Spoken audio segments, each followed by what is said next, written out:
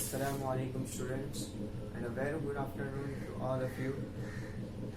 आज हम स्टार्ट करने वाले हैं चैप्टर का आगे का पार्ट, बट उससे पहले जो हम लोगों ने कल पढ़ा था उसको हम थोड़ा सा रिवाइज करते हैं। सो कल जो सबसे फर्स्ट जो टॉपिक था हमारा, सबसे पहला टॉपिक वो था डॉबलियन ट्राइड्स कि डॉबलियन ट्राइड्स ने जो अरेंजमेंट किया वो किस तरह किया कि उसको जो 30 एलिमेंट डिस्कवर थे उसको डॉबलियन ट्राइड्स ने तीन एलिमेंट्स विद सिमिलर प्रॉपर्टीज के तीन एलिमेंट्स का एक ग्रुप बनाया जिसका नाम उन्होंने ट्राइड्स दिया।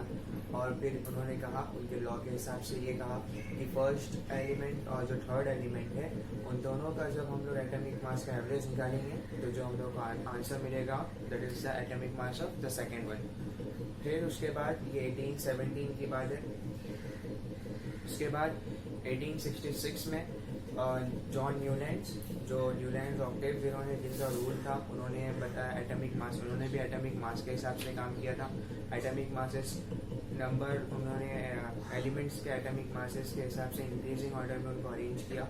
साथ ही साथ उन्होंने एक म्यूजिकल नोट का भी जिक्र किया था जिसका सारे गामा पर धानी, और उन्होंने बताया कि आफ्टर सेवेंथ जो नोट है जैसे हम लोग वापस रिपीट होती है हमारी नोट, उसी तरह after the seventh element the eighth element have similar properties with the first and vice versa for ninth and second. So ये भी जो उनका रूल था ये कैल्शियम तक चल सका, बट उसके बाद जो क्रोमियम वगैरह थे उसमें ये एप्लीकेबल नहीं हो पाया, उसमें उसको सेटिस्फाई नहीं कर पाया। तो लॉ ऑफ ऑक्टेव भी था वो भी फेल हो गया, और उसके फेल होने की कंडीशन एक ये भी थी, वजह एक ये भी थी कि जो कैल्शियम कोबाल्ट एंड निकल का जो था कि वो जो था वो उसकी जो प्रॉपर्टी सिमिलर थी वो फेरस से थी, और बजाय फेरस के वो था फ्लोरीन वाले ग्रुप के साथ जिसमें उनकी कोई प्रॉपर्टी सिमिलर नहीं थी। एंड सेकेंड थिंग के ये दोनों जो थे एक ही सेम बॉक्स में थे, बजाय इसके कि वो दोनों का जो एटॉमिक मास था वो डिफरेंट था। और एक और बात ये कि एटॉमिक मास इंक्रीजिंग ऑर्डर में रख रहे थे, तो उस हिसाब से पहले निकल आना चाहिए था, बाद में कोबाल्ट आना चाहिए था, बट कोबाल्ट पहले आया फिर निकल आया। तो ये सारी वजह थी जिसकी वजह से न्यूलैंड्स लॉ ऑफ ऑक्टेव भी फेल हुआ। फिर उसके बाद आए थे डिमिट्री मेंडेलीव जो 1869 में जिनका वर्क था 1869 to 1872 के बीच में, तो उन्होंने एटॉमिक मासेस के हिसाब से अरेंज किया। बट उन्होंने जब अरेंज किया तो उन्होंने बहुत सारे उनके अंदर उन्होंने क्या किया, पहले तीन प्रॉपर्टीज को उन्होंने जिक्र किया उसके अंदर। एक एटॉमिक मासेस को लिया, physical properties and chemical properties. ये physical properties, chemical property, atomic masses तीनों के हिसाब से उन्होंने सिमिलर प्रॉपर्टीज के एलिमेंट्स को एक कॉलम में लेके आया, और उसके साथ साथ एटॉमिक मास इंक्रीजिंग ऑर्डर में वो अरेंज कर दे गए। तब उनको एक जो टेबल फॉर्म मिला था वो काफ़ी सेटिस्फाइड भी था, बट उसके अंदर भी कुछ डिमेरिट्स एंड लिमिटेशंस थी। तो जो लिमिटेशंस थी वो ये थी कि आइसोटोप जो बाद में डिस्कवर्ड हुए उसके लिए उस टेबल में जगह नहीं थी। हाइड्रोजन जो था, हाइड्रोजन के लिए उस टेबल में पर्टिकुलर कोई फिक्स प्लेस नहीं थी। And the most important thing ये थी कि एक मेरिट ये था उसके अंदर कि उन्होंने जो एलिमेंट्स आने वाले थे उनके बारे में पहले ही बता दिया था कि ये गैप है, बट इसी की बेस पर एक डिमेरिट ये था कि उस जो गैप था उसके अंदर ये पता नहीं चल सकता था कि कितने एलिमेंट आएंगे। अगर ज़्यादा एटॉमिक मासेस का डिफरेंस था तो नहीं बता सकते थे कि दो से ज़्यादा एक कितने आने वाले हैं। ठीक है, तो ये सारी जो चीज़ें थी हम लोगों ने कल पढ़ा। सो आज जो हमारा टॉपिक है वो है modern periodic table. Modern periodic table जो मॉडर्न पीरियोडिक टेबल जो डिस्कवर्ड किया उन साइंटिस्ट का नाम है हेनरी मोसली, जिन्होंने 1931 के अंदर ये टेबल डिस्कवर किया था। और ये जो टेबल था ये बजाय इन तीनों के, जैसे इन तीनों ने जो टेबल डिस्कवर किया, जो अपनी थियरी जो एक्सप्लेन की थी वो की थी एटॉमिक मासेस के ऊपर, ठीक है। बट जो हेनरी मोसले थे इन्होंने जो थियरी बताई थी वो थी एटॉमिक नंबर। एटॉमिक नंबर इस वक्त तक 1931 तक एटॉमिक नंबर के बारे में ज़्यादा पॉपुलैरिटी नहीं थी, ज़्यादा चर्चा नहीं थी। इवन ये भी कह सकते हैं कि इतना ज़्यादा उस वक्त तक इस चीज़ के बारे में लोगों को पता नहीं था, साइंटिस्ट को खास तौर से। तो जब हेनरी मोसली ने इस पर काम किया, जब ये प्रूफ किया उन्होंने, तो लोगों ने, साइंटिस्ट ने इसके ऊपर ध्यान देना शुरू किया। तब उन लोगों को ये पता चला कि अच्छा हेनरी मोसली ने ये कैसे किया। एक्सरे ट्यूब का जो वो था, यूजिंग एक्सरे ट्यूब को यूज करके उन्होंने एक डिमॉन्स्ट्रेशन किया था जिसकी मदद से उनको ये सारी चीज़ें मिली थी। बट उन्होंने ये भी कहा था कि, और ये बताया उन्होंने, लोगों ने भी फिर ये समझा कि जो एटॉमिक नंबर है वो ज़्यादा फंडामेंटल है दूसरी बजाय एटॉमिक मासेस के, क्योंकि एटॉमिक नंबर जो है वो काफ़ी जगह पर यूज़ होता है। जैसे कि अगर हम लोगों को किसी की वैलेंसी निकालना है तो we can use electronic configuration निकालना है तो हम लोगों को एटॉमिक नंबर का ही ज़रूरत पड़ेगी। ठीक है, अब एटॉमिक नंबर है क्या? Atomic number is equals to the number of proton present in the nucleus of an atom. ठीक है, ये नंबर ऑफ प्रोटॉन प्रेजेंट होता है एक एटम के न्यूक्लियस के अंदर, that is the atomic number.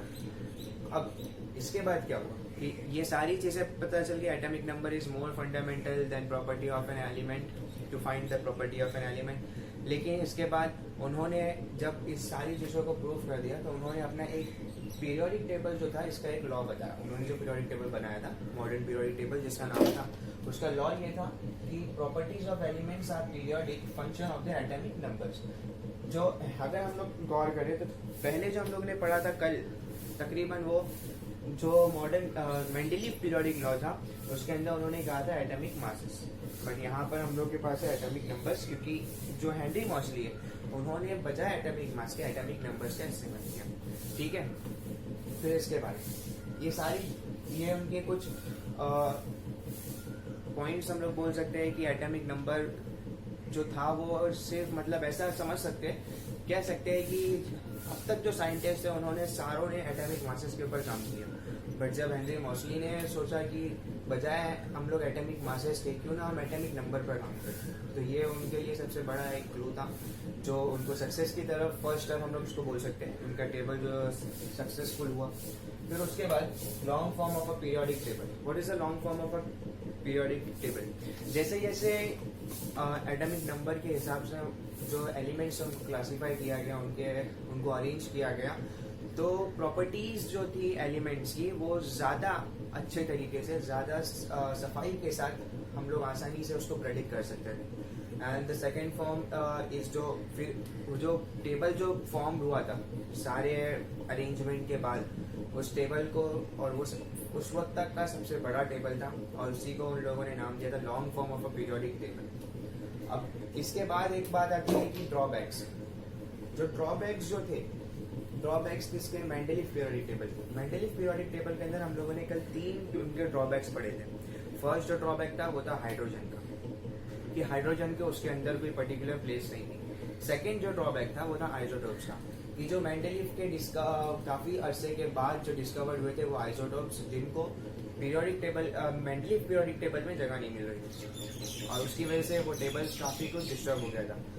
ठीक है, तो अब हम इनके बारे में बात करते हैं। तो जो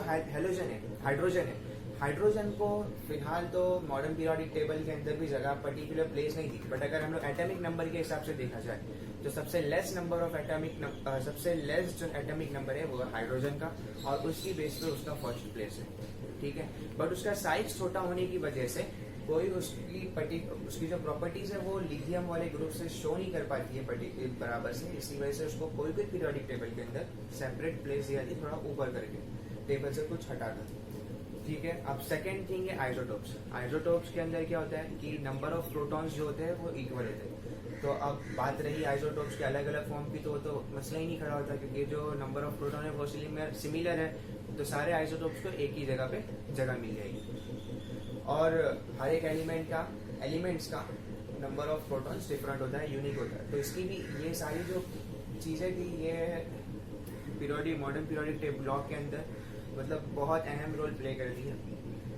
फिर उसके बाद इलेक्ट्रॉनिक कॉन्फ़िगरेशन की अगर हम लोग बात करें तो इलेक्ट्रॉनिक कॉन्फ़िगरेशन के अंदर क्या हुआ कि अगर हम लोग, जैसे हम लोग ने प्रीवियस स्टैंडर्ड में पढ़ा था लास्ट ईयर कि इलेक्ट्रॉनिक कॉन्फ़िगरेशन कैसे फाइंड करते हैं, और इलेक्ट्रॉनिक कॉन्फ़िगरेशन जब हम लोग यहाँ पर फाइंड करेंगे तो इलेक्ट्रॉनिक कॉन्फ़िगरेशन की ही वजह से हम लोगों को एक एलिमेंट के बारे में काफ़ी चीज़ें पता चलेंगी।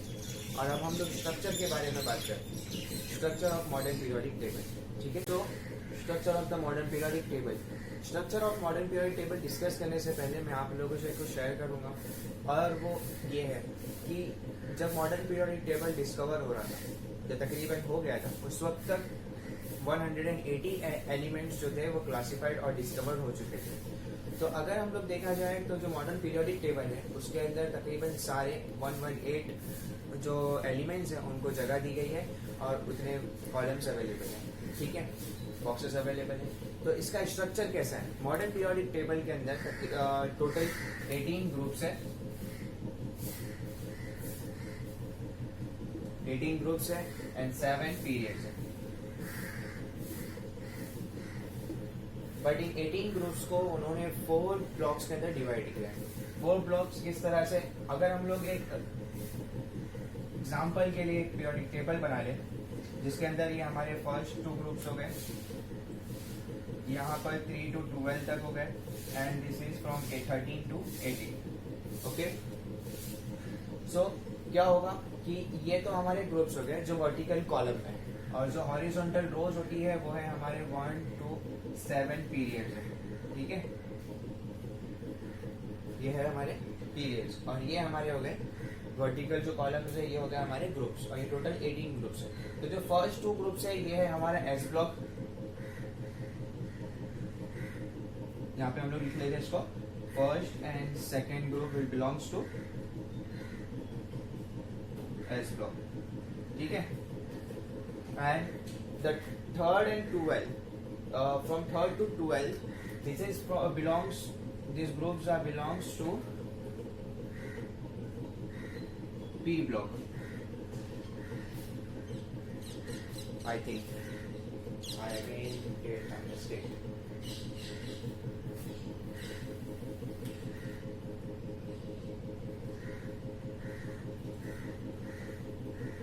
So from 3rd to 12th groups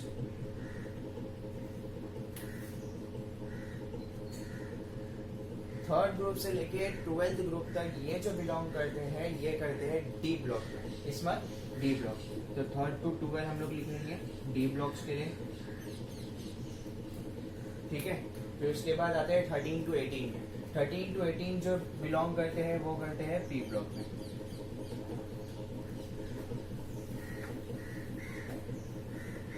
ठीक है। तो ये हो गए हमारे 3 group, but the last one which is not in these groups but which is from this 6 and 7 period. 6 and 7 period जो होगा वहां से दो रोज का एक ग्रुप निकलता है जिसका नाम है लेंथेनाइड एंड एक्टिनाइड सीरीज, और जो है हमारा F block. This is from 6 and 7 period और इसका नाम है एफ ब्लॉक, ठीक है। और इसी का एक और नाम ये तो एफ ब्लॉक है, बट ये जो सीरीज है 6 and 7 इसको कहा जाता है लेंथेनाइड एंड एक्टिनाइड सीरीज, ठीक है। और ये भी इसी का, बट ये जो है ये यहाँ पर टेबल के अंदर कंटिन्यू नहीं होती है, बल्कि उसको टेबल के नीचे अलग से एक पर्टिकुलर कॉलम के अंदर शो किया जाता है, बट वो टेबल का ही हिस्सा है। टोटल वो उन एलिमेंट्स को ऐड कर पूरे 118 एलिमेंट्स होते हैं। अब सेकेंड थिंग कि यहाँ पर जो एस ब्लॉक है, एस ब्लॉक के अंदर 2 ग्रुप्स है, फर्स्ट एंड सेकेंड। फर्स्ट जो ग्रुप है वो है alkaline metals and second word is alkaline earth metals, ठीक है। उसके बाद हम लोग आते हैं कि ये सारे ग्रुप्स के कुछ नाम है स्पेशल, तो वो मैं आप लोगों को बता रहा हूँ। 18 ग्रुप जो है, 18 ग्रुप को हम लोग कहते हैं noble gas, inert gas elements या फिर जीरो ग्रुप, ठीक है। और जो 17 ग्रुप है उसको हम लोग कहते हैं हेलोजन ग्रुप, जिसमें सारी हेलोजन सीरीज है, जो फ्लोरीन, क्लोरीन, ब्रोमीन, आयोडीन, ये जो ग्रुप्स कंटेन, ये जो एलिमेंट्स कंटेन करता है वो है हमारा हेलोजन 17 ग्रुप, 17, ठीक है। अब इसके बारे में कुछ प्रॉपर्टीज में बताता हूँ आप लोगों को। सो क्लास में आप लोगों को बता रहा था कि जो फर्स्ट जो ग्रुप है उसको हम लोग बोलते हैं अल्कली मेटल्स। अल्कली मेटल्स इसलिए क्योंकि वो highly strong alkali hydro oxides बनाते हैं। And the second one is alkaline earth metals, क्योंकि ये यूजुअली नेचर में अर्थ के क्रस्ट में मिलते हैं।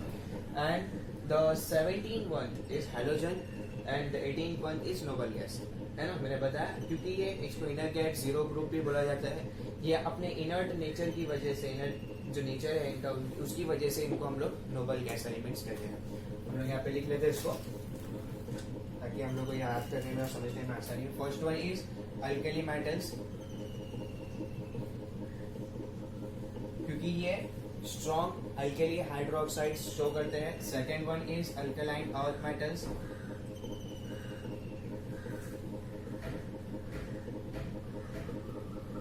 अल्कलाइन अर्थ मेटल्स इसलिए क्योंकि ये नेचर में यूजुअली जो है वो अर्थ की क्रस्ट में मिले पाए जाते हैं।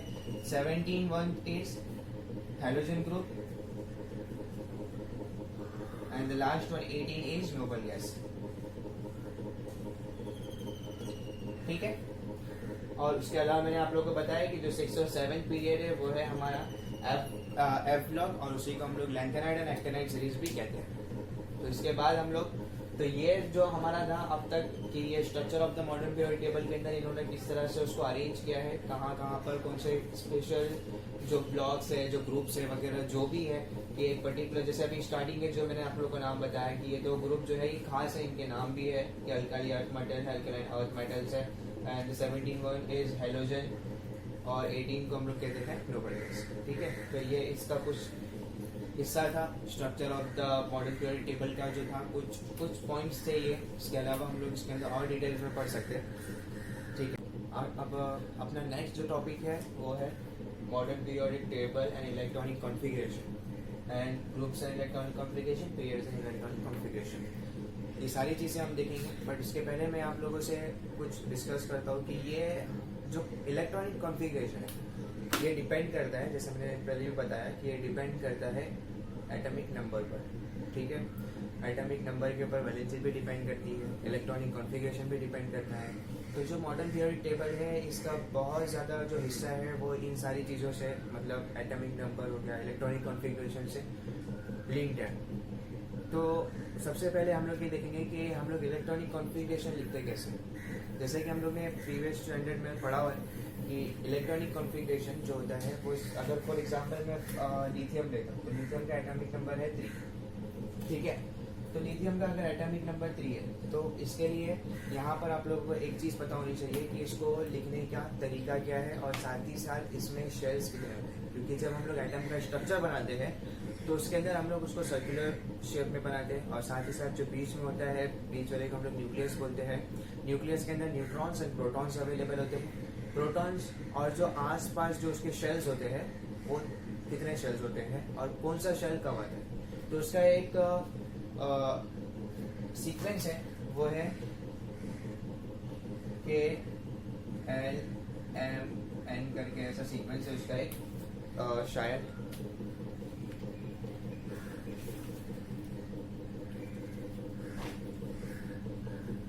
के एल एम एन ये सीक्वेंस है।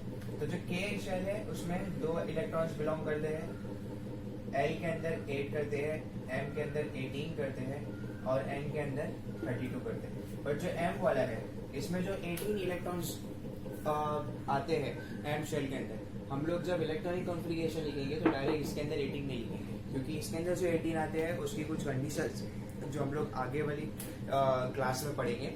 तो हम लोग यहाँ पर फिलहाल सिर्फ 8 लेंगे, और इसको कैसा लेंगे, पहले 8 फिर 8, इस तरह से 2 8 लेंगे और उसके बाद हम लोग आगे बढ़ेंगे। शायद इससे ज़्यादा हम लोग उसकी ज़रूरत भी नहीं पड़ेगी।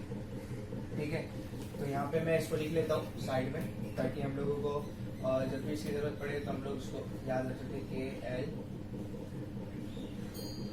एम 18 एन इज 32, बट हम लोग उसको 8 और 8 के फॉर्म में भी लिख सकते हैं। ठीक है, तो हाँ हम लोग बात करते हैं लिथियम। तो अब ये मैंने, तो क्या होगा कि जो न्यूक्लियस है उसके अंदर न्यूट्रॉन्स होंगे एंड प्रोटॉन्स होंगे, तो और जो आसपास जो शेल होते हैं उसके अंदर क्या हो गया, नंबर ऑफ इलेक्ट्रॉन्स होते हैं जो न्यूक्लियस के अराउंड रोटेट करते हैं, रिवॉल्व करते हैं। तो अब हम लोग देखते हैं कि लिथियम है, लिथियम का एटॉमिक नंबर कितना है, लिथियम का एटॉमिक नंबर 3 है।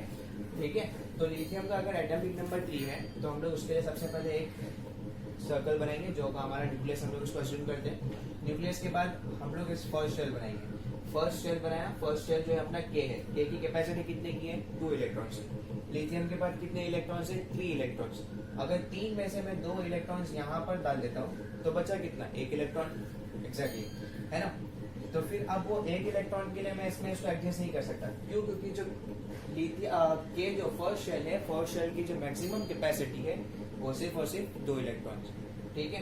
तो अब जब हमारे पास जो एक इलेक्ट्रॉन बचा है हमको उसको भी लेना है, तो हम एक नए शेल को लेंगे, that is the second one L, ठीक है। अब L की कैपेसिटी तो 8 इलेक्ट्रॉन्स की है, पर अपने पास 8 इलेक्ट्रॉन्स तो है नहीं, अपने पास कितना है, एक इलेक्ट्रॉन 1, तो एक इलेक्ट्रॉन को यहाँ पे डाल, दैट्स इट। ये हो गया हमारा एक इलेक्ट्रॉनिक, इसको हम लोग बोल सकते हैं, एक डायग्राम बोल सकते हैं, जिसकी वजह से हम लोग इलेक्ट्रॉनिक कॉन्फ़िगरेशन किए। तो जो फर्स्ट शेल में अपने कितने इलेक्ट्रॉन हैं, जैसे हम लोग यहाँ पे देख रहे हैं 2 इलेक्ट्रॉन्स आ रहे, ठीक है। एंड द सेकंड वन में कितने इलेक्ट्रॉन्स है, 1 इलेक्ट्रॉन। तो फर्स्ट शेल का हो गया 1 इलेक्ट्रॉन, ये सेकंड वन हो गया। तो ये होता है इलेक्ट्रॉनिक कॉन्फ़िगरेशन, ठीक है। एक और एग्जांपल हम लोग इसके लिए लेते हैं, जैसे ये हो गया हाइड्रोजन, हीलियम 1 2 3 4 5 6 7 8 9 10 11 12।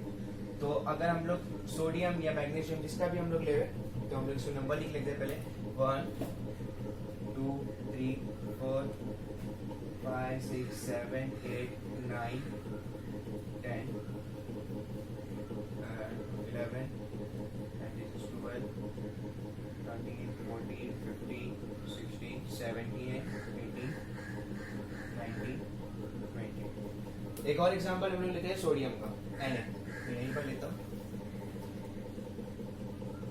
Na का इलेक्ट्रॉनिक एटॉमिक नंबर है 11। सो हम लोग इसको कैसे फॉर्म करेंगे, अगर हम लोग को उसको डायरेक्ट करना है तो डायरेक्ट के लिए हम लोग क्या करेंगे, तो 11 में से हम लोग जो फर्स्ट शेल है हमारा, फर्स्ट शेल की मैक्सिमम कैपेसिटी 2 इलेक्ट्रॉन्स की है, हम लोग इसमें पहले 2 लिख लेंगे, ठीक है। तो ये हमारा फर्स्ट शेल कंप्लीट हो गया। अब 11 में से जब 2 माइनस किए तो बचे कितने, 9 बचे। अब 9 जो इलेक्ट्रॉन्स है, अब 9 इलेक्ट्रॉन, अब फर्स्ट वाले जो शेल था इसकी कैपेसिटी कंप्लीट हो गई, ठीक है। अब हम लोग लेंगे सेकेंड शेल। सेकेंड शेल का हमारे सेकेंड शेल की मैक्सिमम कैपेसिटी कितनी है, 8 इलेक्ट्रॉन्स की, बट हम लोग के पास कितने बचे, 9 बचे। तो हम लोग 9 में से 8 इलेक्ट्रॉन सेकेंड शेल में डाल देंगे, ये हो गए हमारे 8 इलेक्ट्रॉन्स, ठीक है। अब बचा कितना, एक, ओनली 1। अब एक इलेक्ट्रॉन के लिए हम लोग थर्ड शेल लेंगे, थर्ड शेल में हम लोग 1 इलेक्ट्रॉन को डाल देंगे, ठीक है। तो जो थर्ड वाला शेल है उसके अंदर सिर्फ हमारा एक ही इलेक्ट्रॉन आया, बाकी अभी वहां पे और 7 इलेक्ट्रॉन आने के बाकी है, बट वो आ नहीं सकते, या तो किसी से एक्सेप्ट करना पड़ेगा, या तो ये 1 वाला डोनेट कर दो, ठीक है, वो अलग चीज है। बट यहाँ तक हम लोग समझ में आया आप लोगों को। तो ये हो गया सोडियम का।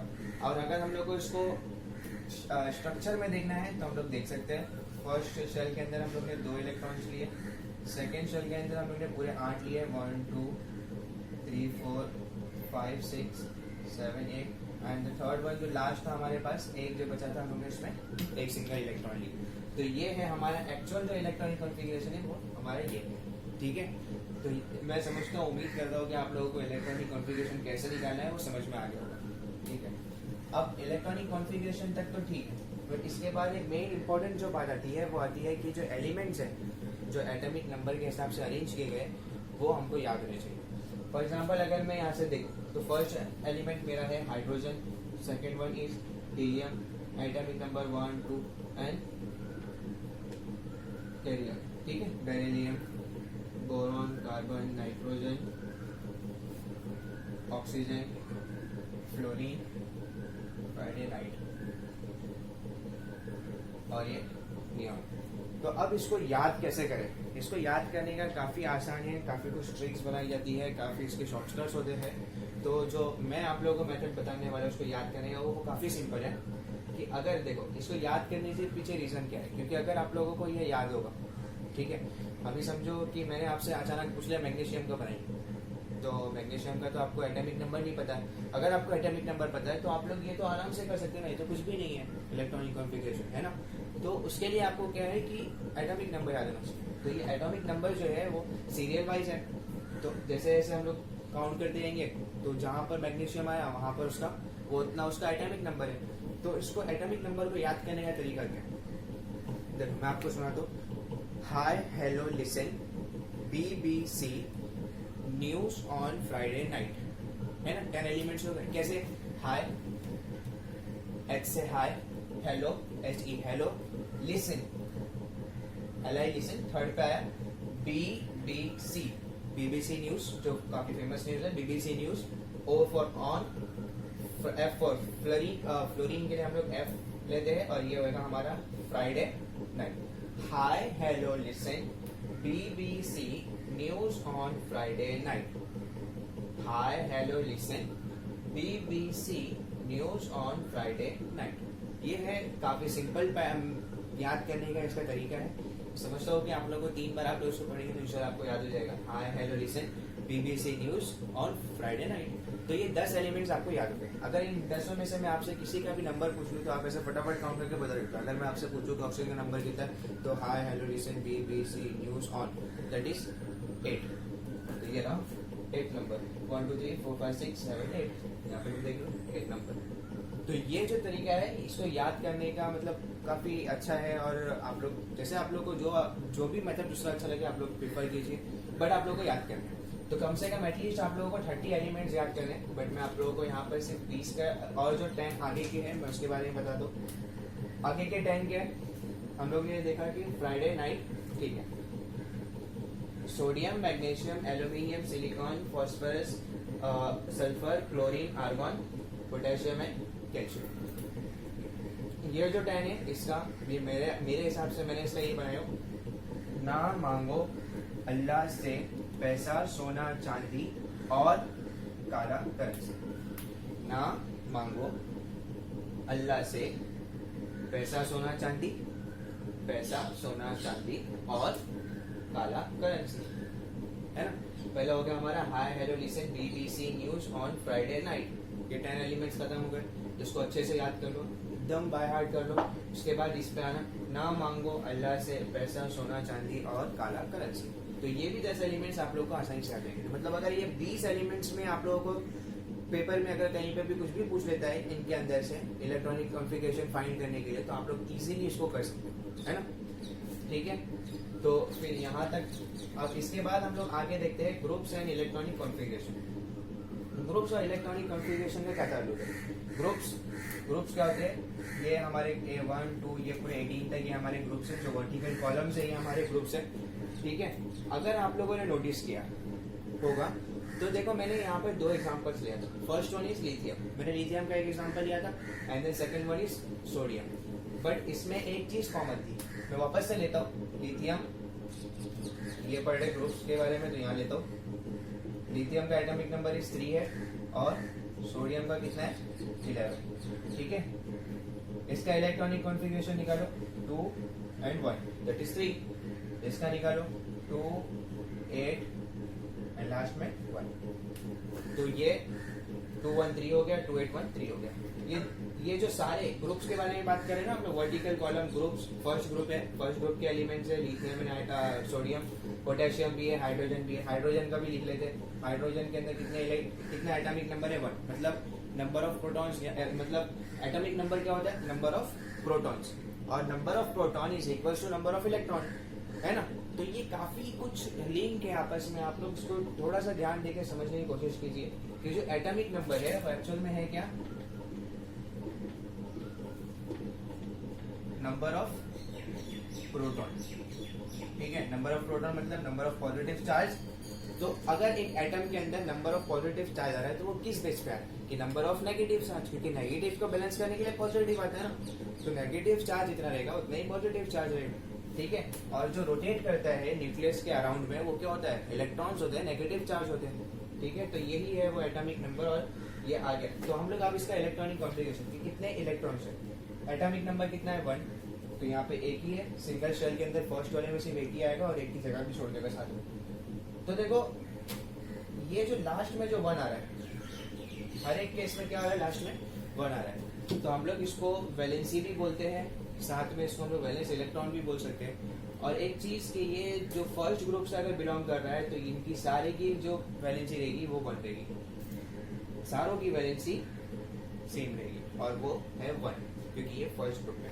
अगर हम लोग सेकंड का एग्जांपल लेते हैं तो सेकंड में आप लोगों को लेता हूँ बेरिलियम. बेरिलियम का कितना है 4 है एटॉमिक नंबर. ठीक है. इसका इलेक्ट्रॉनिक कॉन्फ़िगरेशन निकालिए आप लोग. मैं भी निकाल रहा हूँ. 2 फर्स्ट शेल में बचा कितना और 2. तो ये सेकंड शेल में कितना आ गया 2 आया. तो मतलब इसका ये कौन से ग्रुप से लिंक कर रहा है सेकंड. अगर आप लोगों ने इलेक्ट्रॉनिक कॉन्फ़िगरेशन सीख लिया तो आप लोग ये भी बता सकते हैं कि ये कौन से ग्रुप से बिलोंग करता है इजीली है ना. ये सेकंड शेल मतलब इसके जो लास्ट में जो कितने इलेक्ट्रॉन्स आ रहे हैं 2 इलेक्ट्रॉन. तो ये कितने कौन से ग्रुप से बिलोंग कर रहा है सेकंड ग्रुप से. That's it. अगर आप लोग को थर्ड का लेना है तो स्कैंडियम का लीजिए जिसका 21 है, टाइटेनियम है, वेनेडियम है, जिसका लेना है आप लोग उसका ले सकते हैं। चलिए बोरॉन का लेते हैं। बोरॉन यहाँ पे 13 ग्रुप में आता है, ये 14, 15, 16 है, ये 17 और ये 18। बोरॉन का लीजिए, कार्बन का लीजिए, नाइट्रोजन, फ्लोरीन, जिसका ऑक्सीजन, फ्लोरीन, जिसका लेना है उसका ले सकते हैं। बोरॉन का लेते हैं। बोरॉन का एटॉमिक नंबर कितना है?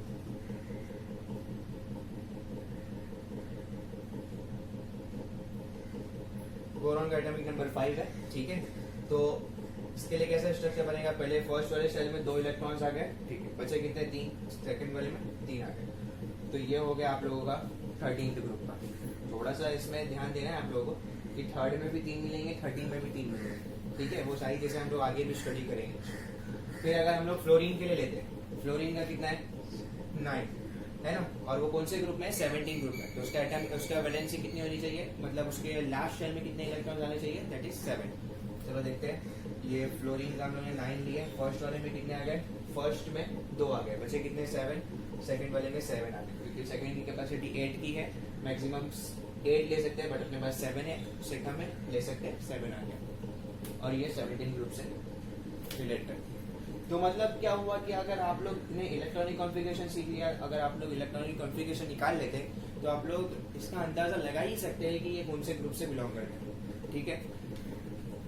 मैं समझता हूँ ये आप लोगों को समझ में आया होगा। उसके बाद हम लोग आगे बढ़ते हैं पीरियड्स एंड इलेक्ट्रॉनिक कॉन्फ़िगरेशन। अभी हम लोग ने ग्रुप्स के बारे में पढ़ा कि ग्रुप जैसे जैसे हम लोग ग्रुप के देखेंगे कि अगर फर्स्ट ग्रुप के बारे में बात कर रहे हैं तो इनके लास्ट में कितना आएगा? 1 आएगा, दैट इज वैलेंसी भी बोल सकते हैं हम लोग उसको, वैलेंसी ही होती है वो, ठीक है।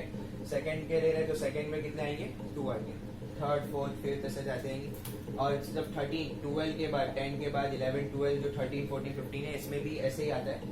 जैसे हम लोग को यहाँ पे भी 3 मिला, यहाँ पे हम लोग को 4 मिलेगी वैलेंसी, नाइट्रोजन की वैलेंसी 3, फिर उसके पे और नहीं सॉरी, इधर पे हम लोग को मिलेगी 5, इधर पे हम लोग को मिलेगी 6, यहाँ पे हम लोग को मिलेगी 7, ठीक है, वो 7 से रिलेटेड। अब पीरियड्स के बारे में बात करें। पीरियड्स, फर्स्ट पीरियड जो है हमारा वो कौन सा है? फर्स्ट पीरियड है ये, second, third and this fourth, ठीक है।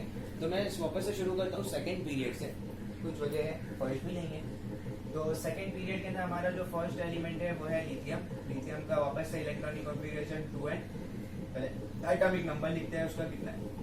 एटॉमिक नंबर इज 3, ठीक है। इलेक्ट्रॉनिक कॉन्फ़िगरेशन क्या होगा? 2n 1। सेकेंड एग्जाम्पल लेता हूँ बेरिलियम का। बेरिलियम का एटॉमिक नंबर कितना है? 4, इलेक्ट्रॉनिक कॉन्फ़िगरेशन 2n 2, ठीक है। फिर आगे बढ़ता हूँ, सीधा जाता हूँ मैं नाइट्रोजन के पास। नाइट्रोजन का लेते हैं क्योंकि ये भी सेकंड पीरियड से बिलोंग कर रहा है ना नाइट्रोजन। नाइट्रोजन ले लो, कार्बन का लेते हैं, चलो पहले कार्बन का कितना है? 6, तो ये सेकंड एंड ये फोर्थ।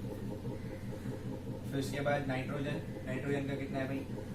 7, छोड़ो नाइट्रोजन मत लो, बाजू वाले एक काम करो, फ्लोरीन, फ्लोरीन का कितना है? 9, तो ये होगा आपका 2 and 7। अब देखो, अब ये सेकंड पीरियड से बिलोंग कर रहा है ना, तो सेकंड पीरियड से बिलोंग कर रहा है, इसका मतलब क्या हुआ कि यहाँ पर कितने शेल आ रहे? 2 shell, first second, first second, first second, first second, 2 shell के अंदर ये वाला खत्म हो जाता है। अगर मैं इसके बाद, समझ में आया ना आप लोगों को? 2 शेल मतलब कैसे कि फर्स्ट शेल के अंदर 2 इलेक्ट्रॉन आ गए, सेकंड शेल के अंदर 1 आया, इधर पे 2 आया, इधर पे 3 आया, जो भी आए 4, 5, 6, 7। बट क्या हुआ कि पूरी सीरीज के अंदर, पूरे इस सेकंड पीरियड के अंदर 2 से ज्यादा का नहीं आएगा। इवन अगर मैं लास्ट वाला नियॉन जो है वो भी ले लूं तो नियॉन का एटॉमिक नंबर है 10, तो 10 का अगर मैं इलेक्ट्रॉनिक कॉन्फ़िगरेशन निकाल तो फर्स्ट शेल में आएगा मेरा 2, सेकंड शेल की मैक्सिमम कैपेसिटी है 8 की, बचा 8, ये हो गया। तो ये जो काम हो गया ये 2 शेल के अंदर खत्म हो गया इलेक्ट्रॉनिक कॉन्फ़िगरेशन। तो 2 शेल आए, इसका मतलब हुआ कि ये सेकंड पीरियड से बिलोंग करता है ना, पीरियड्स एंड इलेक्ट्रॉनिक कॉन्फ़िगरेशन, ठीक है। अब इसके बाद अगर मैं सोडियम का लेता हूँ या फिर अगर मैं हाइड्रोजन और हीलियम का ले लो कि इसमें कितने शेल लग रहे हैं और कितना कौन से पीरियड से बिलोंग कर रहा है, अगर हम लोग अपने को पता है फर्स्ट से कर रहा है, लेकिन फिर भी एक ले लेते हैं। हाइड्रोजन का कितना है? 1 है ना, तो इसका इलेक्ट्रॉनिक कॉन्फ़िगरेशन 1 कौन से शेल के अंदर आएगा? फर्स्ट शेल के अंदर, ठीक है। पीरियड कितने हैं? फर्स्ट, दोनों सेम है। तो मतलब क्या हुआ कि जितने नंबर ऑफ शेल्स लगे वही उसका क्या होता है? पीरियडिक नंबर, ठीक है। हीलियम का 2 ही तो है इसके अंदर खाली, हीलियम का कितना है 2, और ये अभी आ जाएगा फर्स्ट वाले शेल के अंदर। खत्म। अब बचा अभी एक और एग्जांपल लेते हैं, अगर हम लोग सोडियम मैग्नीशियम या जिसका भी लेवे, पोटेशियम का, तो अभी हम लोग को यही सेम रीजन मिलेगा। अगर मैं सोडियम के लिए लेता हूँ Na, सोडियम का है 11 का इलेक्ट्रॉनिक कॉन्फ़िगरेशन 2, 8 एंड 1। कितने शेल लग रहे हैं? First shell, second shell and then third shell. तो 3 शेल लगे, मतलब कौन से पीरियड में? थर्ड पीरियड में। क्या वाकई में थर्ड पीरियड में? As you can see belongs to third period only. ठीक है। फिर मैग्नीशियम का ये भी थर्ड में ही रहेगा। पोटेशियम का ले लो, एक और चेक कर लो। पोटेशियम इज 19, 2, 8, 8, 1 है ना, 2, 8, 8, 1 आया। कौन से? First, second, third, fourth shell में, फोर्थ पीरियड में 4 शेल लगे, फोर्थ पीरियड में आ गया। तो ये जो है इलेक्ट्रॉनिक कॉन्फ़िगरेशन, मैंने अभी आप लोगों को बता दिया कि कैसे इतनी सारी चीजों से ये रिलेटेड करते हैं। कि अगर लास्ट वाला जो नंबर है ये बताएगा कि कौन से पीरियड में, सॉरी कौन से ग्रुप से है ना। अब ये 1 आया तो मतलब फर्स्ट ग्रुप में, और शेल कितने लग रहे हैं? 1, 2, 3, 4 शेल लगा, मतलब फोर्थ पीरियड में। अगर मैं एक और नाइट्रोजन का लूँ तो नाइट्रोजन का नंबर कितना है? 7, 2 and 5। लास्ट नंबर कितना आ रहा है? लास्ट शेल में 5 आ रहा है, मतलब कि 15 ब्लॉक से, 15th ग्रुप से है। ठीक है। 2 शेल लग रहे हैं, मतलब सेकंड पीरियड से। तो ये आप लोग उससे जज कर सकते हैं कि ये कौन से ग्रुप और कौन से पीरियड से बिलोंग करता है। तो और इसका आइडेंटिफाई, इलेक्ट्रॉनिक कॉन्फ़िगरेशन निकालने का तरीका भी आप लोग अल्हम्दुलिल्लाह मेरे ख्याल से सीख गए होंगे, और अगर नहीं आता है तो आप लोग पूछ सकते हैं जिसको नहीं समझ में आया। ठीक है। घर पे इसकी प्रैक्टिस कीजिए। जो 1 to 20 एलिमेंट्स है उन सबका इलेक्ट्रॉनिक कॉन्फ़िगरेशन निकालिए। और जो मैंने आप लोगों को तरीका बताया, hi hello listen, hi hello listen, BBC news on Friday night. ठीक है, 10 का हो गया। ना मांगो अल्लाह से पैसा, सोना चांदी और काला करंसी, ये और 10 का हो गया। तो टोटल ये हमारे 20 एलिमेंट्स है। इसको भी बाय हार्ट कर लीजिए, ये आप लोगों को काफी काम आएंगे आगे भी चैप्टर्स के लिए। तो हमारा लास्ट फाइनल टॉपिक है periodic trends in the modern periodic table, जिसके अंदर हमारे 3 सब टॉपिक्स हैं। First one is valency, second one is atomic size, metallic and non metallic character. ये तीनों टॉपिक काफी सिंपल है, काफी इजी है, आप लोग आसानी से समझ जाएंगे इंशाल्लाह। तो स्टार्ट करते हैं पहले वैलेंसी से। What is valency? वैलेंसी वो होती है, valency is the number of electrons present in the outermost shell of the atom is called as valence electron or the valency. Valency की नंबर ऑफ इलेक्ट्रॉन्स प्रेजेंट होते हैं एक atom के अंदर जो आउटर मोस्ट शेल में। For example जैसे हम लोगों ने यहाँ पे लिया था लिथियम के लिए, लिथियम का एटॉमिक नंबर 3, इसका अगर हम लोग स्ट्रक्चर बनाते हैं, ये न्यूक्लियस हो गया। फर्स्ट वाले शेल में 2 इलेक्ट्रॉन्स आएंगे, जैसे यहाँ पे हम लोग ने लिखे थे ए की कैपेसिटी 2 की, एल की कैपेसिटी 8 की, एम की कैपेसिटी 18 है, बट उसको हम लोग 8 और 8 करके लेते हैं। फिर एन की कैपेसिटी 32। ठीक है, तो यहाँ पे 2 फर्स्ट के लिए आ गए, थर्ड लास्ट, इसके अंदर 1 बचा और ये मैंने 1 ले लिया। तो अब अगर मैं इसमें देखूँ तो मेरा आउटर मोस्ट शेल, मतलब सबसे बाहर वाला जो शेल है वो कौन सा है? ये एल शेल, एल वाला जो शेल है ये हमारा आउटर मोस्ट शेल हो गया। इसके ऊपर नंबर ऑफ इलेक्ट्रॉन्स प्रेजेंट कितना है? 1। तो इसी ये जो नंबर ऑफ इलेक्ट्रॉन्स जो उस पर प्रेजेंट है आउटर मोस्ट शेल पे, उसी को हम लोग कहते हैं वैलेंस इलेक्ट्रॉन। क्या कहते हैं? Valence electron. और उसी को हम लोग, वही जो वैलेंस इलेक्ट्रॉन है, number of valence electron is equals to valency, वही हमारी वैलेंसी होती है। नंबर ऑफ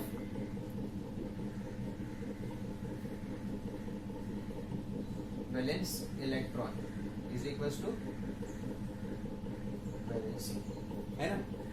तो क्या हो गया कि number of valence electron is equals to valency. तो हम लोगों ने तभी इसके पहले ही कुछ देखा कि जैसे जैसे मतलब जो ग्रुप है, पूरे ग्रुप की वैलेंसी सेम होगी। अगर मैं पोटेशियम, सोडियम या फिर हाइड्रोजन का किसी का कोई भी ले लूँ ये फर्स्ट ग्रुप में से, तो इन सब की वैलेंसी कितनी रहेगी? 1। क्योंकि यहाँ पर लिथियम की अगर मैंने निकाला तो लिथियम का मेरा कॉन्फ़िगरेशन जो आ रहा है, तो आउटर मोस्ट शेल में कितना इलेक्ट्रॉन आ रहा है? 1। तो इसकी वैलेंसी कितनी हो गई? 1। तो ऐसे ही क्या होता है कि अगर मैं सेकंड ग्रुप पे जाऊँ तो सेकंड ग्रुप वाले सारों की वैलेंसी कितनी होगी? 1 होगी। थर्ड ग्रुप की 3, 4 ऐसे ही करते करते सबकी वैलेंसी हम लोग को पता चल गई। उसके बाद सेकेंड टॉपिक है हमारा एटॉमिक साइज। एटॉमिक साइज दो तरह से हम लोग इसको कैरी कर, दो तरह से, दो टाइप से हम लोग इसको समझते हैं। मतलब पहला जो इसको हम लोग देखते हैं वो अपवर्ड टू डाउनवर्ड है और एक है लेफ्ट टू राइट। पहले हम लोग लिखेंगे कि हम लोग अगर अपवर्ड से डाउनवर्ड की तरफ आ रहे हैं तो एटॉमिक साइज कैसी होगी। What is atomic size? मैंने इसके पहले भी आप लोगों को बताया था कि atomic size is determined by the atomic radius. Atomic radius, the distance from nucleus to the outermost shell is known as the atomic radius, and everything which have a circular shape is calculated by the atomic radius only, है ना। तो उस हिसाब से अगर देखा जाए तो क्या होता है कि अगर एटॉमिक रेडियस हम लोग को पता है तो हम लोग उसकी एटॉमिक साइज पता कर सकते हैं और हम लोग को मालूम पड़ जाएगी। तो एटॉमिक साइज जो है वो, अगर मैं एटॉमिक रेडियस फिलहाल के लिए होल्ड पे रखो, डायरेक्ट समझते हैं। फर्स्ट वाला एग्जांपल लेते हैं। फर्स्ट हाइड्रोजन है एटॉमिक साइज में। हाइड्रोजन का स्ट्रक्चर बना तो मैं डायरेक्ट, ठीक है। हाइड्रोजन के अंदर कितने इलेक्ट्रॉन से, एक इलेक्ट्रॉन की कॉन्फ़िगरेशन 1। फर्स्ट शेल लगेगा, एक इलेक्ट्रॉन हो गया, ठीक है। सेकेंड लेते हैं लिथियम।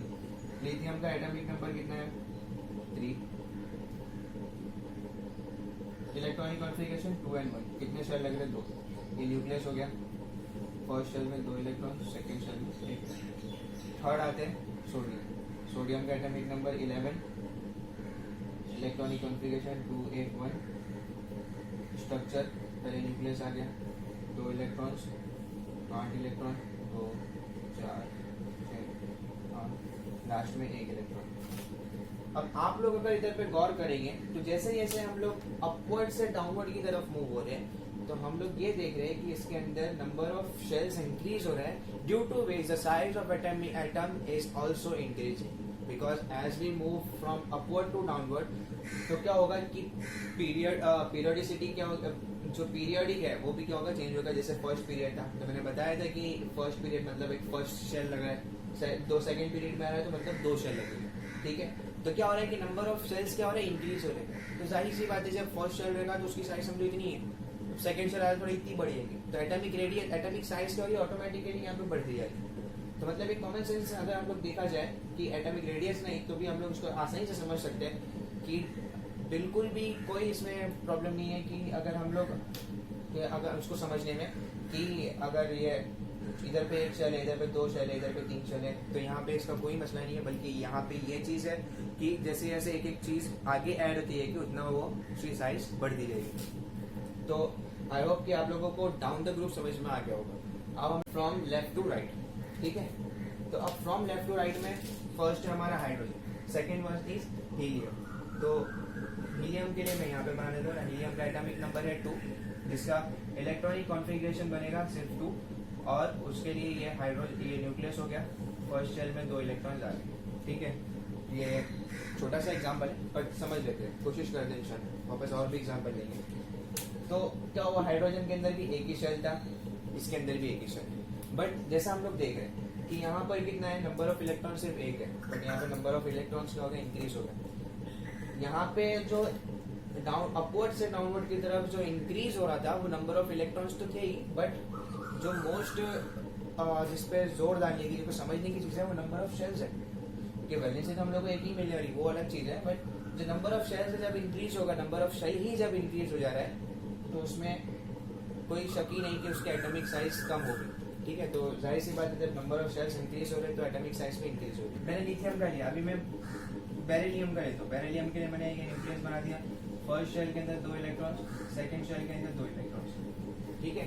तो क्या हुआ कि यहाँ पर जो था सिर्फ 1 था, तो वो इतना आपस में अट्रैक्ट नहीं हो रहे थे। कौन नहीं हो रहे थे भाई, न्यूक्लियस और ये आउटर जो उसका शेल है। बट जैसे यहाँ पे 2 इलेक्ट्रॉन्स और 2 प्रोटॉन्स यहाँ पर अवेलेबल है ना, यहाँ पे 2 प्रोटॉन्स और 4 न्यूट्रॉन्स, मतलब 6 लोग पूरी एक साथ ताकत लगा के 2 इलेक्ट्रॉन्स को अपनी तरफ खींच रहे, तो काफी मतलब कि यहाँ पर इन लोगों का रेशियो जो है वो इंक्रीज हो रहा है as compare to the previous. तो क्या होगा कि जो जैसे जैसे हम लोग लेफ्ट टू राइट मूव होंगे वैसे वैसे इनकी साइज जो है वो डिक्रीज हो जाएगी, और जब हम लोग अपवर्ड टू डाउनवर्ड जाएंगे तो साइज क्या हो जाएगी, इनकी इंक्रीज होगी। तो फाइनली होगा क्या कि जैसे जैसे हम लोग लेफ्ट टू राइट मूव होंगे तो एक एक करके इधर पर इलेक्ट्रॉन्स ऐड होते जाएंगे आउटरमोस्ट शेल में, और उसी के साथ साथ जब इलेक्ट्रॉन्स नंबर ऑफ इलेक्ट्रॉन्स एक एक वन बाय वन ऐड हो रहा है तो नंबर ऑफ इलेक्ट्रॉन्स भी नंबर ऑफ प्रोटॉन्स भी ऐड होंगे न्यूक्लियस के अंदर। जब नंबर ऑफ प्रोटॉन ऐड होंगे तो दोनों के कंट्रीब्यूशन के दोनों के एडिशन के हिसाब से नंबर ऑफ न्यूट्रॉन्स रहेंगे। तो जैसे जैसे हम लोग बढ़ते जाएंगे इलेक्ट्रॉन्स भी बढ़ रहे हैं, इलेक्ट्रॉन्स के बढ़ने की वजह से नंबर ऑफ न्यूट्रॉन्स बढ़ रहे हैं। नंबर ऑफ न्यूट्रॉन्स की बढ़ने की वजह से क्या हो रहा है कि जो न्यूट्रॉन्स है वो पावर से और ज्यादा पावर से जो इलेक्ट्रॉन्स है उसके अराउंड में उनको अपनी तरफ अट्रैक्ट कर रहा है, जिसकी वजह से इनका एटॉमिक साइज जो है वो डिक्रीज होता जा रहा है। ठीक है, अब बात करते हैं हम लोग लास्ट सब टॉपिक की, दैट इज क्या है, metallic and non metallic character. Metallic character non metallic character depend करता है कटायन एंड अनायन पर। Cation that is positive charge, अनायन negative charge, not proton and neutron electron but positive plus का जो sign होता है carry करता है उनको हम लोग बोलते हैं कटायंस और अनायन। कटायंस और अनायन मिलते कहाँ से, कैसे आते हैं? जब को जो इलेक्ट्रॉन, जैसे अभी हम लोगों ने देखा कि कोई इलेक्ट्रॉन अगर एटम, जैसे अभी हम लोगों ने देखा कि कोई एटम अगर अपना, जैसे यहाँ पर हम लोग एक एग्जांपल लेते हैं, एग्जांपल से समझने की कोशिश करते हैं। बेरिलियम का लेते हैं, क्या है, इलेक्ट्रॉनिक एटॉमिक नंबर 4 है, स्ट्रक्चर कैसे बनेगा 2, ये हो गया इलेक्ट्रॉनिक कॉन्फ़िगरेशन। स्ट्रक्चर बनेगा बेरिलियम के लिए 2 इलेक्ट्रॉन्स, आउटरमोस्ट शेल में 2 इलेक्ट्रॉन्स। देखो अब एक चीज यहाँ पे ध्यान दो कि फर्स्ट शेल की कैपेसिटी कितने की थी, 2 की, सेटिस्फाई कर रहा है 2, बट सेकेंड शेल की कैपेसिटी कितने की है, 8 की है एल की, बट यहाँ पे है कितने, 2। तो अभी इसको अगर इसको फुल करना है, फील्ड करना है, कंप्लीटली फील्ड करना है इसको, तो इसको और 6 इलेक्ट्रॉन्स की जरूरत है। तो यहाँ पर इलेक्ट्रॉन्स का ये रूल है, मतलब इसमें कि आयंस का एक रूल है कि ये लोग क्या करते हैं कि अभी समझो ये शेल है, इसकी कैपेसिटी 8 की, अगर ये हाफ मतलब 4, 8 का हाफ कितना हो गया 4, अगर इसके पास 4 से कम है, 4 से इलेक्ट्रॉन कम है तो ये डोनेट करेगा, मतलब अपने पास जो इलेक्ट्रॉन है वो देगा।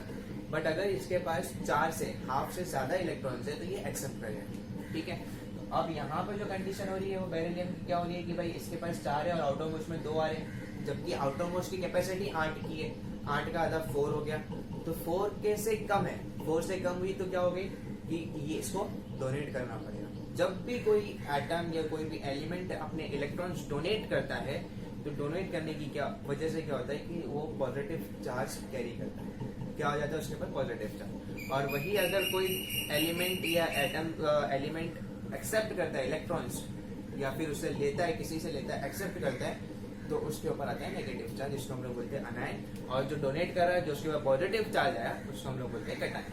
ठीक है, तो अभी हम लोग एक अनायन का एग्जांपल लेते हैं। कहाँ से लेंगे अनायन? फ्लोरीन का लेते हैं, है ना। फ्लोरीन एटॉमिक नंबर 9 है, 2 and 7। स्ट्रक्चर कैसे बनेगा? स्ट्रक्चर बनेगा न्यूक्लियस फ्लोरीन के लिए 2 electron first shell, second shell में 1 2 3 4 5 6 एंड दिस 7। सेकेंड शेल की कैपेसिटी कितने की है? 8 की। अवेलेबल कितने हैं? 7 इलेक्ट्रॉन्स अवेलेबल है, मतलब आधे से ज्यादा अवेलेबल है। तो अब ये डोनेट नहीं करेगा बल्कि ये एक्सेप्ट करेगा। ठीक है, और ये जितने एक्सेप्ट करेगा उतना नेगेटिव चार्ज। फॉर एग्जांपल अगर ये एक एक्सेप्ट करता है ना, तो फ्लोरीन के ऊपर -1 लग जाएगा। -1 लिखो या 1 नेगेटिव लिखो या सिर्फ नेगेटिव लिखो, कोई प्रॉब्लम नहीं है। वही जब हम लोग बेरिलियम की बात करें तो बेरिलियम ने क्या किया कि ये लेस देन हाफ है, हाफ से कम है, तो बेरिलियम क्या करेगा, ये 2 इलेक्ट्रॉन्स को भी डोनेट कर देगा, जाने देगा। तो ये क्या हो गया बेरिलियम? Positive charge 2+। समझ में आ गया? ठीक है, अब हम लोग, ये हो गया हमारा कटायन और अनायन। अब यहाँ पर मेटल्स एंड नॉन मेटल्स को पीरियोडिक टेबल के अंदर काफी सिंपल तरीके से उन लोगों ने उसको डिफरेंशिएट किया है। कि जब यहाँ पे आप लोग देख रहे हैं, मैंने कुछ इसको हाईलाइट किया हो इस तरह से, यहाँ पे एक zigzag लाइन है और कुछ एलिमेंट्स के अंदर भी मैंने कुछ शेड किया हो हल्का हल्का सा, थोड़ा आप इसको समझ लीजिए। फिलहाल मेरे पास कोई नया मार्कर अवेलेबल नहीं है। ठीक है, तो ये जो zigzag लाइन जो यहाँ से आ रही है ना, ये वाली, ये, और जो एलिमेंट्स इसके अराउंड है 1 2 3 4 5 6 7 ये 7 एलिमेंट्स जो है ये मेटलॉइड्स है। क्या है? ना ही मेटल है ना ही नॉन मेटल, ये है मेटलॉइड्स। बट जो उस तरफ है राइट हैंड साइड की तरफ है वो है नॉन मेटल्स, और जो लेफ्ट हैंड साइड पे है ये सारे हैं मेटल्स। ठीक है, पूरे पीरियोडिक टेबल के अंदर तो ये इस साइड वाले जितने भी है ये सारे मेटल्स हैं, और जो राइट हैंड साइड पे है वो सारे नॉन मेटल्स हैं।